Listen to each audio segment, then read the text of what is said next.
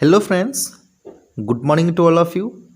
This is Chabila here. Welcome to my channel Everett Study Center. आज हम class 8 history chapter number 3 का जो है एमसीक्यू डिस्कस करेंगे। रूलिंग द कंट्री साइड, ये history chapter number 3 NCERT book में आपके स्थित है और उसका हम डिटेल्स एमसीक्यू डिस्कस करेंगे जो कि हम सीटीईटी के लिए हम total topic wise MCQ discuss कर रहे हैं। 6 और 7 क्लास का जो है हम उसका एमसीक्यू भी टॉपिक वाइज डिस्कस कर रहे हैं। अगर आप लोग वही वीडियो नहीं देखे हैं तो प्लेलिस्ट में जाकर देख सकते हैं। तो यहाँ पर देखिए पहला questions, how much proportion of indigo was import from India by Britain in 1810।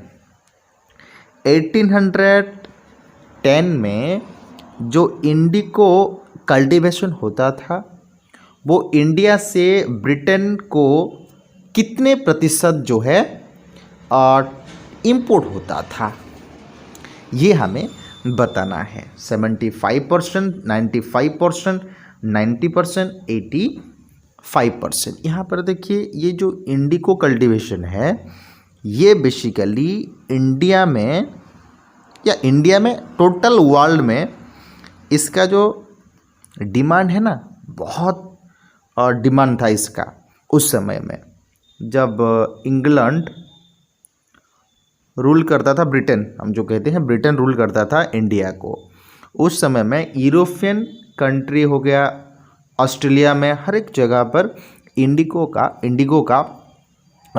Demand बहुत था। तो उस समय देखेंगे तो 1810 में इंडिया में से कितने प्रतिशत इंपोर्ट होता था ब्रिटेन के द्वारा। तो यहाँ पर देखिए इसका आंसर हो जाएगा ऑप्शन नंबर बी, 95% जो है इंडिया से इंडिगो इंपोर्ट होता था। ओके, देखिए उससे पहले आप लोग अभी तक चैनल को सब्सक्राइब नहीं किए हैं तो चैनल को सब्सक्राइब कर दीजिए और वीडियो को लाइक कर दीजिए और अपने दोस्तों के साथ शेयर ज़रूर कीजिए। तो नेक्स्ट क्वेश्चन की तरफ जाते हैं। Question number 2, H.T. Colebrooke describe the condition of the under tenant farmers. Under tenant farmers का मतलब क्या है? ये जो टेनेंट फार्मर होते हैं ये रेंट लेके जो अपने ज़मीन को कल्टीवेटेड करते थे, जो रेंट लेकर, समझ में आ रहा है?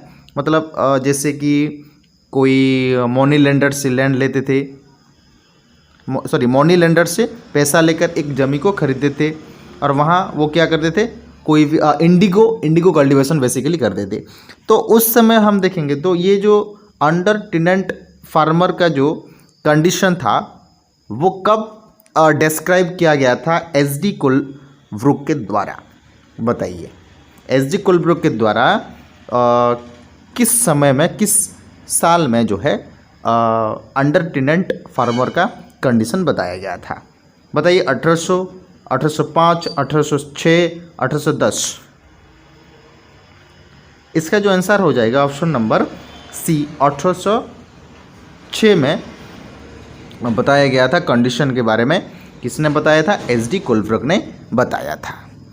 चलिए question number 3, Gandhi ji visited Champaran. Gandhi ji Champaran को क्यों गए थे? 1915 में जब रिटर्न किए थे इंडिया को फ्रॉम साउथ अफ्रीका, और 1917 में वो गए थे चंपारण जो कि बिहार में है, वो क्यों गए थे?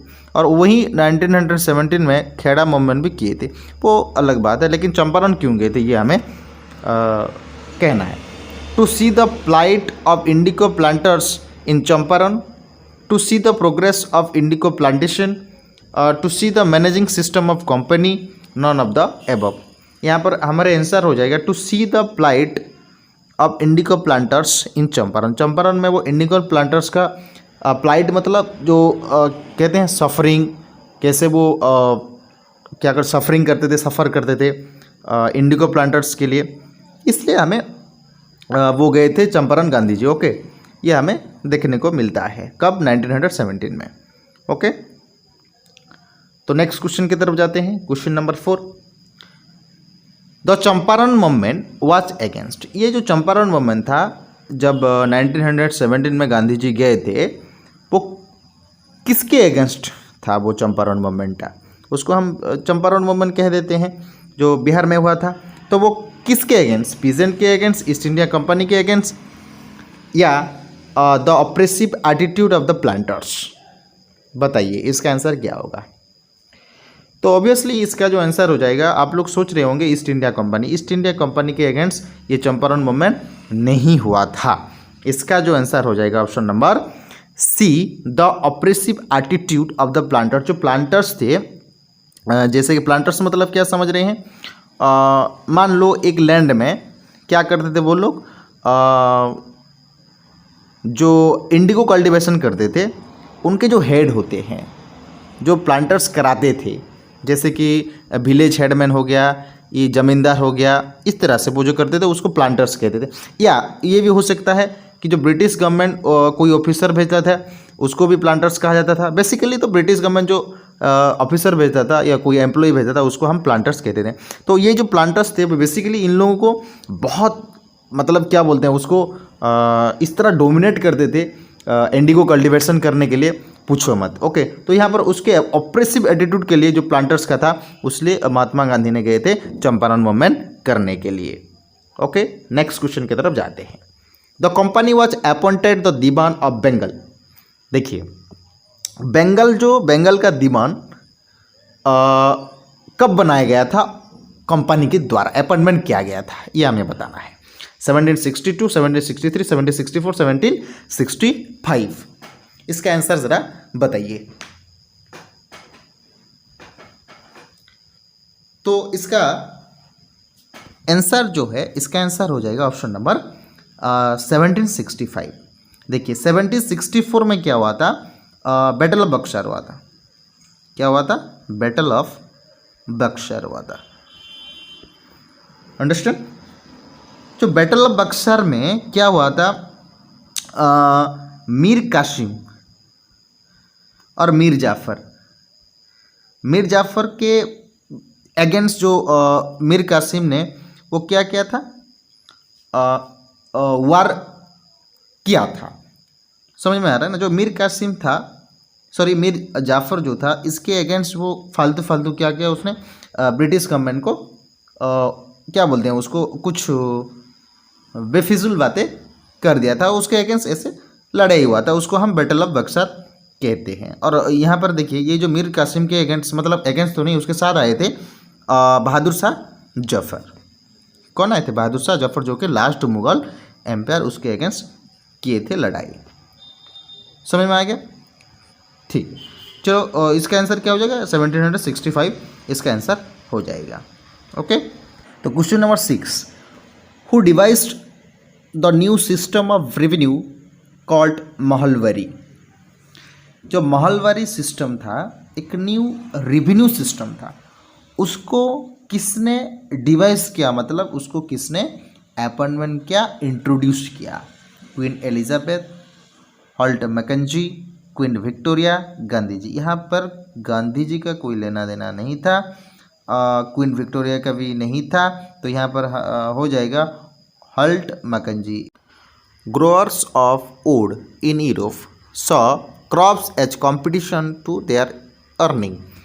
जो वुड कल्टीवेशन करते थे, वुड मतलब एक फ्लावर होता है, वो भी बहुत डिमांड में था यूरोप में।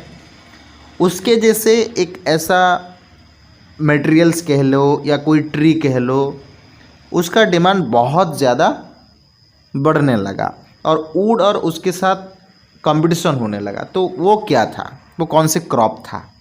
वो टी था, रबर था, इंडिगो था, या फिर कॉफ़ी था? बताइए। मैंने थोड़ी देर पहले मैंने कहा था कि इंडिगो कल्टीवेशन जो था बहुत डिमांड में था उस समय। तो यहाँ पर हमारे आंसर क्या हो जाएगा? Option C. इंडिगो क्या होता था? एक ब्लू कलर की एक हम कहेंगे तो क्या बोलते हैं उसको, एक इंक जैसे, ओके, उसको कल्टीवेशन करते थे, क्यों, कलरिंग के लिए, ओके। ब्लू कलर, ये बहुत ज़्यादा ब्लू कलर था, ओके। जब इंडिगो आया उसके बाद वुड का जो डिमांड था वो धीरे धीरे कमते गया, ओके। नेक्स्ट क्वेश्चन की तरफ जाते हैं। Question number 8, who developed the Munro system. Munro system किसने डेवलप किए थे? Captain Alexander, Holt Mackenzie, Thomas Munro. इसका कोई भी जवाब नहीं है, बताइए। इसका आंसर हो जाएगा option number C, Thomas Munro. चलिए नेक्स्ट क्वेश्चन की तरफ जाते हैं। After harvest the indigo plant was taken to the indigo factory. देखिए, किसके, जब इंडिगो प्लांट अगर रेडी हो गया तो किसके बाद क्या करते हैं जो कि इंडिगो फैक्ट्री में उसको लाया जाता है? डाई करते हैं, वेट करते हैं, फार्म करते हैं, या मशीन से करते हैं? देखिए, इसको वाट किया जाता है। क्या किया जाता है? उसको वाट किया जाता है, ओके। नेक्स्ट क्वेश्चन की तरफ जाते हैं। देखिए, ये है इंडिगो कल्टीवेशन, ये होता है इंक जैसे, ओके। देखिए, ये होता है इंक जैसे, ओके। इसका जो है ब्राइट ब्लू कलर होता है, वो ब्राइट ब्लू कलर होता है, ओके, ठीक है। चलिए नेक्स्ट क्वेश्चन। तो international demand of Indigo was affected by the discovery of synthetic dies, would, blue colour, क्या होगा बताइए। जो इंटरनेशनल डिमांड था इंडिगो का, मतलब डिस्कवरी में देखेंगे तो किसके द्वारा इसका मतलब जो क्या था, तो इसका इंटरनेशनल डिमांड हुआ। ऑब्वियसली इसका ब्लू कलर, क्यों, इसका बेसिकली ब्लू कलर डिमांड था, इसलिए इंटरनेशनली इंडिगो का डिमांड था, ओके। तो नेक्स्ट जाते हैं, मैच द फॉलोइंग हम देखते हैं इसका जो आंसर क्या होगा। देखिए, यहाँ पर मैं डायरेक्ट आंसर की तरफ जाता हूँ। यस, ऑब्वियसली देखिए, दीवान का क्या होगा? चीफ फाइनेंस एडमिनिस्ट्रेशन होगा इसका। और इंडिगो का a plant producing blue colour, okay, ये तो मैंने बताया था आप लोगों को। वाट क्या होता है? स्टोरेज वेसल्स, मतलब इसको वाट क्या होता है? एक स्टोरेज वेसल्स होता है, एक जगह पर स्टोर किया जाता है, उसको वाट कहा जाता है। महल क्या होता है? उसको विलेज कहा जाता है, एक जैसे कि महल वारी सिस्टम जैसे था, ओके, उसको कहा जाता है एक महल। वारी महल मतलब यहाँ पर विलेज होता है, ओके। तो ये हो गया हमारे, और भी है, सॉरी। नीज का मतलब क्या है? नीज एक कल्टीवेशन होता है जो कि cultivation of planters own land, okay, उसको कहा जाता है cultivation of planters own land. Own मतलब अपने लैंड में जो प्लांटेशन करता है उसको नीज कल्टीवेशन कहते हैं। न्यू मुनरो सिस्टम मतलब उसको फिक्सिंग रेवेन्यू, ओके। जो मुनरो सिस्टम था, थॉमस मुनरो ने लाया था, वो क्या था? एक फिक्स रेवेन्यू था कि इतना आप लोग देंगे, इसका मतलब परमानेंट सेटलमेंट जैसा, ओके। परमानेंट सेटलमेंट वो अलग था, लेकिन ये जो मुनरो सिस्टम था ये मतलब फिक्सिंग रेवेन्यू था, ओके, ठीक है। तो अगर सेशन पसंद आया है, क्लास आप लोगों को अच्छा लग रहा है, तो चैनल को सब्सक्राइब कर दीजिए और लाइक कर दीजिए। अपने दोस्तों के साथ इस वीडियो को शेयर करना ना भूलें। रहता हूँ, जय Hind, thank you very much.